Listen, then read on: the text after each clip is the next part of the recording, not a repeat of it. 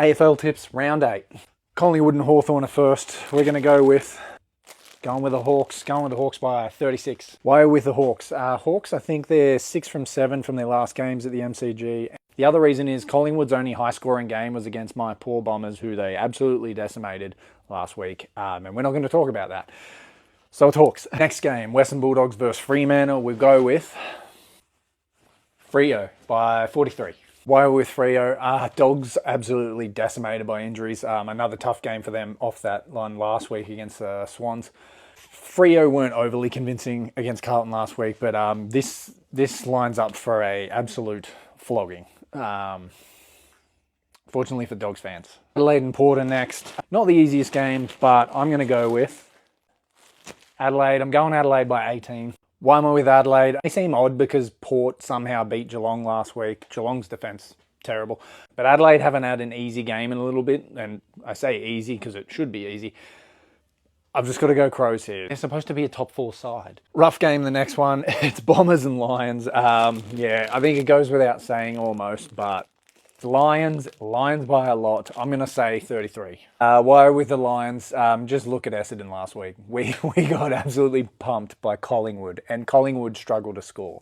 Lions don't even look at their best, even near their best. So I'm going to be conservative and say they beat us by like 30-something, but it could be way worse, and it probably will be.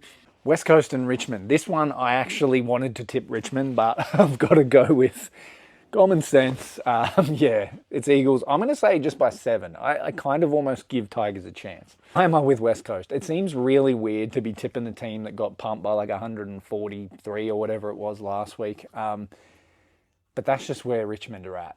They have good young players like Grill and whatever, but it's bad. That's how bad it is. So we got these Ponchos, right?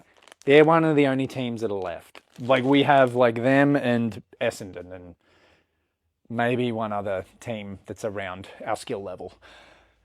That's how bad it is. Hopefully they win though, and we can sell some more of these. Geelong and North Melbourne. Obviously we'll all pick it. We're all going the Cats. Cats by 23. Why with Geelong? Yeah, last week that was a bad game. They're not going to play 2 bad games in a row. Also because North Melbourne, they let me down. They let me down against the Giants.